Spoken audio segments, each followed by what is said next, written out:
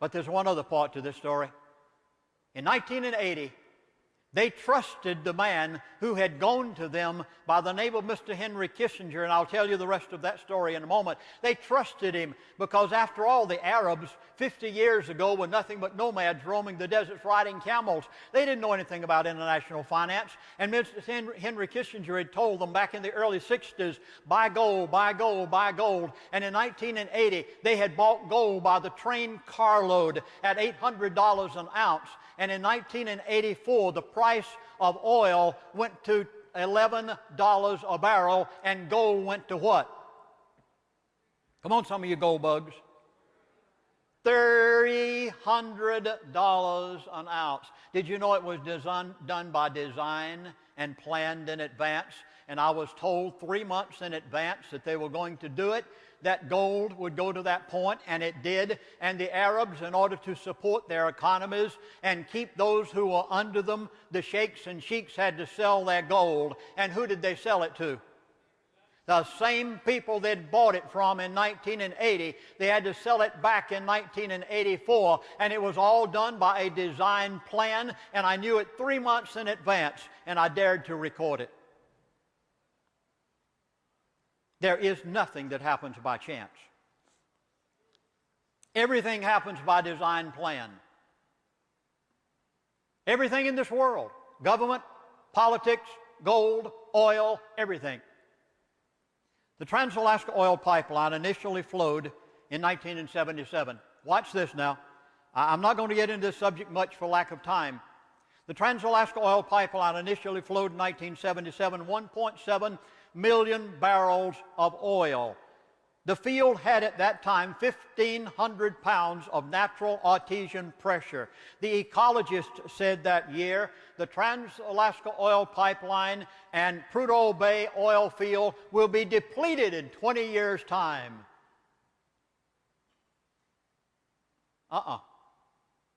30 years later, the field still has 1,500 pounds of natural artesian pressure.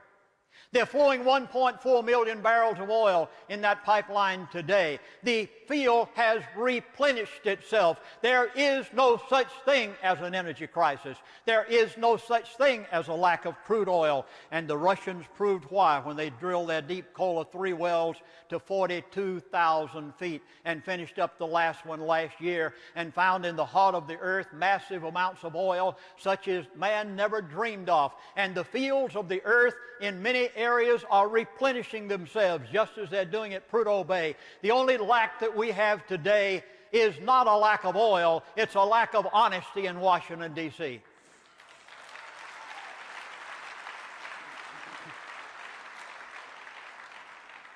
There isn't enough natural gas on the North Slope of Alaska to supply the entire United States of America for over 200 years. If every other natural gas well in the nation were cut off tomorrow morning, 1 billion cubic feet of natural gas are being pumped back into the ground at Prudhoe Bay, Alaska every day by using 747 type jet aircraft engines, because the government of this United States will not allow another pipeline to be built down the same corridor as the Trans-Alaska Oil Pipeline, not disturbing the ecology in any manner, and supplying for America cheap natural gas for the generation of electricity and the heating of your homes. It's an atrocity that should cause such an uprising amongst the American people that there would be an impeachment from our president down.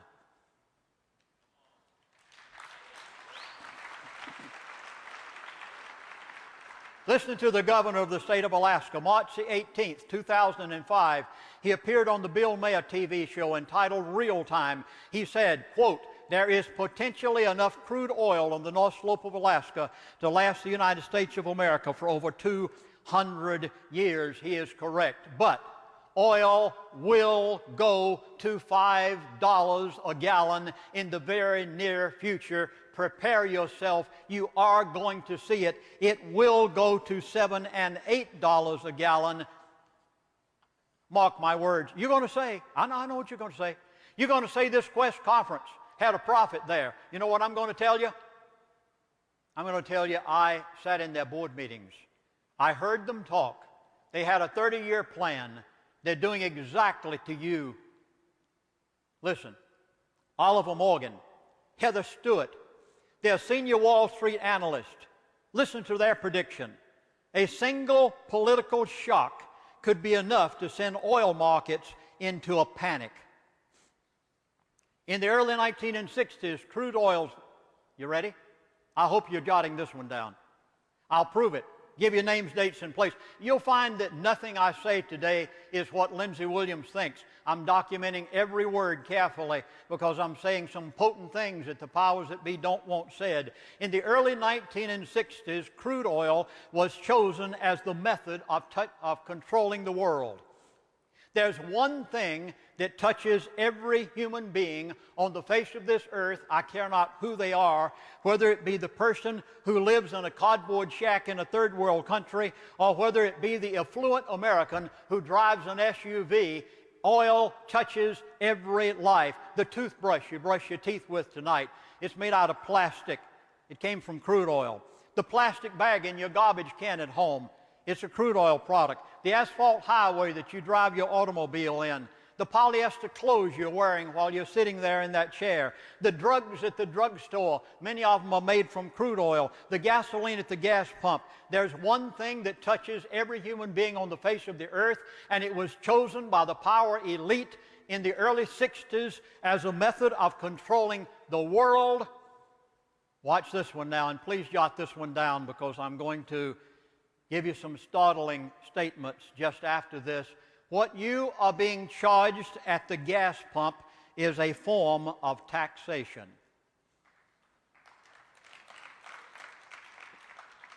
Now, you don't know why, and neither would I, had I not been sitting in their board meetings. Now, I know exactly whom they have told you to blame. They've told you to blame the big oil companies. Now, I must clarify something here. When I was a chaplain on the Trans-Alaska Oil Pipeline, I was paid by my religious denomination. I never received 1 cent from any oil company. That's the reason that I could afford to write this book. If they had paid me, they would have bought me. But they didn't pay me, and they can't buy me. And I've tried to tell this story for 25 years, and finally Americans are beginning to wake up because they're paying $3 and in California, $4 a gallon at the gas pump. And finally they're knocking on my door and saying, what is it? Would you like to know who the real villains are? I would have never known that. No way in this world could I have known this had I not been sitting in their board meetings and listened to what they had to say. I know who you're told to blame. You're told to blame the big oil. Oh, sure, the big oil companies are making all-time record profits. But who is it that's making more than they are? Do you know who they are? No. The average person has not the slightest idea who they are. Now, let me beg you, and I'll talk about it more in the course of my lecture. I hope I can get through all this today. I've got so much to say, and I'm talking as fast as I can. I hope you can pick it up in a hurry with my southern brogue. But I hope you'll listen to one expression. Please listen to their buzzwords. They tell you everything they're going to do. It's just that the average person does not know how to understand what they're saying. And that's the reason I wrote my book, Syndrome of Control, which I'm going to give you a copy of if you'll allow me to when you get my DVDs. And this Syndrome of Control is a full-length, over 200-page book, tells the mindset and the thought patterns of the people that I lived with for 3 years' time. I said the American people must know how these people think, and I wrote a book about it.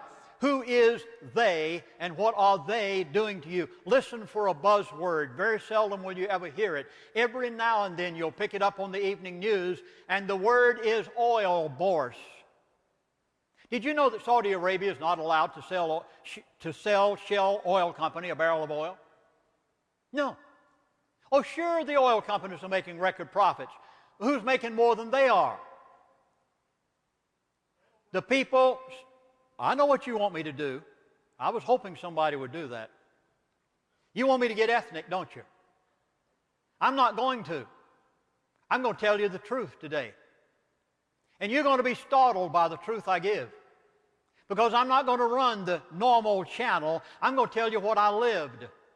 And I'll have to tell it like it is, because I was taught by my parents to be an honest Christian, and as a minister of the gospel, I have no choice but to tell it to you as it is. Who are they?